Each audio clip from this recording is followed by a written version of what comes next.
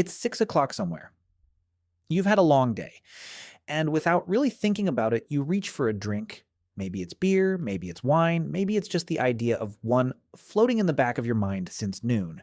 You probably think that's a modern habit, a stressed out, end of week ritual invented by office culture and happy hour specials. But the real answer is far stranger. That craving is not new. It is not cultural. It is not even human. It is a signal running through a circuit in your brain that is older than your species, older than language, older than the ability to walk upright on two legs. To understand why you want that drink, you have to go back roughly 10 million years to a forest floor somewhere in Africa, long before anything resembling a person existed. Picture a small primate moving through the undergrowth. It is not looking for alcohol. It doesn't know what alcohol is. It is looking for calories because calories are survival. And every so often it finds fruit that has already fallen from the tree, fruit that has been sitting on the ground for a few days, fruit that smells slightly different than it did when it was fresh. What has happened to that fruit?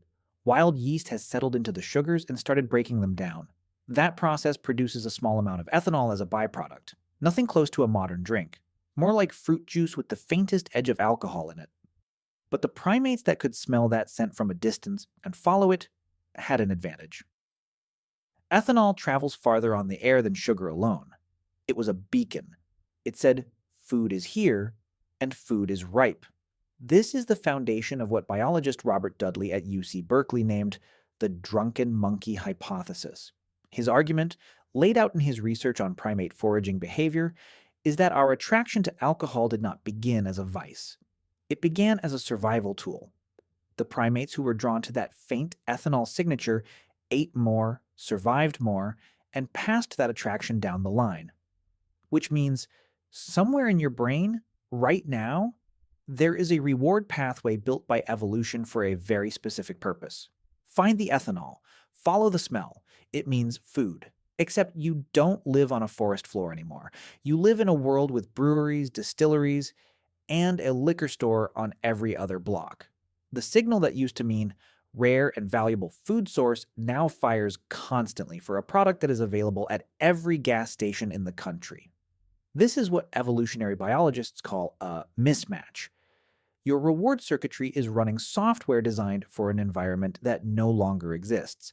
It doesn't know the difference between a wild fig that fermented naturally over 3 days and a can of beer that was brewed in a factory last month. To your ancient brain, ethanol is still ethanol. And ethanol still means something good is happening. So when did humans stop finding fermented fruit by accident and start making the drink on purpose? For a long time, archaeologists assumed the timeline was simple. First came farming, then came villages. Then, once people had stable food and free time, they figured out fermentation almost as an afterthought. But the evidence tells a very different story. In a cave called Raqefet near Haifa in Israel, researchers examined stone mortars carved directly into the bedrock, used roughly 13,000 years ago by a group called the Natufians. Residue analysis on those mortars turned up traces of malted fermented grain. In other words, beer. And here is the detail that upends the old timeline. The Natufians were not farmers. They were still hunting and gathering wild food when this happened. They had not domesticated a single crop. And yet, brewing was already something they had figured out how to do deliberately, with tools built specifically for the job. This is where archaeologist Patrick McGovern comes in.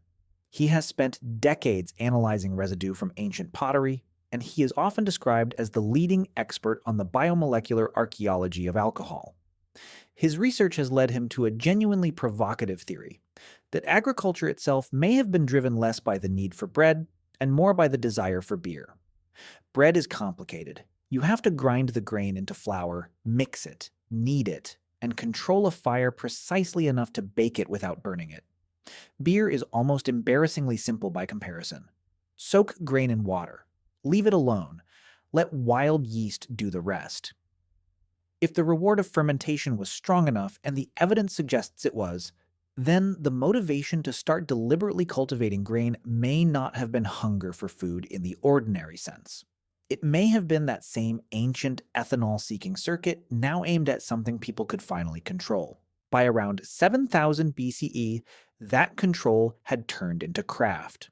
At a Neolithic site called Jiahu in central China, archaeologists recovered pottery jars with chemical residue from a fermented drink made from rice, honey, and fruit, all fermented together.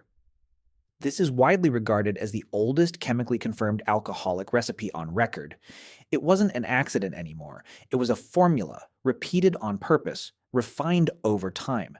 The people making it weren't stumbling onto fermentation. They understood it. And once that understanding became widespread, alcohol stopped being just a pleasure and started being infrastructure.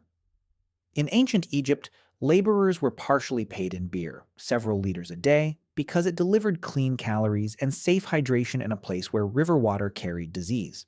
It showed up in religious offerings, in medical remedies, in daily rations. An entire civilization ran a portion of its economy through a drink that started as an accident on a forest floor. Which raises the real question. Was any of this really a choice? Or was it simply that ancient reward circuit, the one built to chase the smell of fermenting fruit, finally getting handed the tools to build its own supply? Here's what that means for you, tonight. When 6 o'clock rolls around and your hand reaches for a glass without asking your permission first, you are not weak. You are not undisciplined. You are running a 10-million-year-old subroutine that was never designed to operate in a world where the thing it's looking for is always within arm's reach. Your ancestors didn't choose this craving. It was built into them one overripe fig at a time, long before there were words for craving or choice or even self. The only thing that has changed since then is how easy the signal is to satisfy. The impulse is exactly the same one that sent a small primate crawling toward the smell of fermenting fruit on a forest floor, 10 million years before anyone thought to call it a drink.